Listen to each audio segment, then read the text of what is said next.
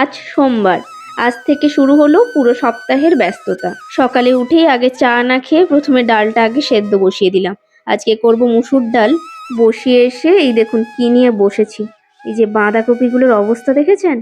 কেউ আর বাঁধাকপি খেতে চাইছে না। এখন সোশ্যাল মিডিয়া খুললেই দেখি সব বাড়িতেই একই কাহিনী। তাই সকলে আবার ভর্তা বানিয়ে খাওয়াচ্ছে। আমিও আজ তাই ট্রাই করতে বসলাম, দেখি আমার বাড়ির লোকগুলোকে খাওয়াতে পারি কিনা আমার স্টাইলে বানিয়ে। ডাল আর বাঁধাকপির ভর্তা তো হচ্ছেই, তার সাথে একটু করব বাটা মাছের ঝাল। ছোট ছোট অল্প কয়েকটাই বাটা মাছ আছে, ওই কটাকেই আজকের একটু সর্ষে বাটা দিয়ে ঝাল করে নেব, একবেলা তো হয়ে যাবে। প্রেসারে মুসুর ডালটা সেদ্ধ করে নিয়েছি, এবার একটু ঘুঁটে নিয়ে ফোড়নটা দিয়ে নিই।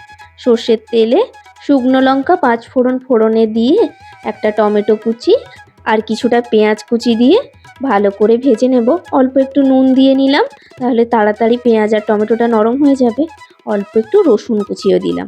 ভালো করে সবটা ভাজা হয়ে গেলে সেদ্ধ করে রাখা ডালটা দিয়ে এবার ভালো করে ফুটতে দেব। আমি কিন্তু সেদ্ধর সময় হলুদ দিইনি, এখন হলুদটা দিয়ে নেব। অল্প একটু চিনি দেব আর নুনটাও আবার একবার চেক করে দিয়ে নেব। অল্প একটু চিনি দিলে তবে টেস্টের ব্যালেন্সটা ভালো আসবে। টমেটোটা দেওয়া আছে, তাহলে টকের সাথে একটু চিনি না দিলে ব্যালেন্সটা ঠিক আসবে না। মাছ ভাজাটাও হয়ে গেছে, এদিকে ডালটাও ফুটছে। এবার ওই ভর্তার জন্য টমেটো আর বাঁধাকপিটাকে সেদ্ধ বসিয়ে দিলাম। প্রেসার কুকারে বসিয়ে দিলাম, গোটা 3 সিটি দিয়ে নেব। এদিকে আমার ডালটা হয়ে গেছে, ডালটা নামিয়ে নিই। এই ডালটাতে একটু যদি তেঁতুল বা আমশি দেওয়া যায় আরও ভালো লাগে, কিন্তু এখনও তো গরম পড়েনি তাই দিলাম না। গরমটা পড়ুক তখন ওইভাবে বানাবো। এবার কড়াইটা ধুয়ে মাছের ঝালটাও বসিয়ে নিলাম। কাঁচা লঙ্কা কালো জিরে ফোড়নে দিয়ে টমেটো কুচি পেঁয়াজ কুচি দিয়ে ভালো করে ভেজে নিয়ে অল্প একটু আদা রসুনের পেস্ট দিয়ে ভালো করে কষিয়ে নিলাম। এবার হলুদ গুঁড়ো লঙ্কা গুঁড়ো দিয়ে অল্প সামান্য জল দিয়ে তেল ছাড়া অবধি মশলাটা কষিয়ে নেব।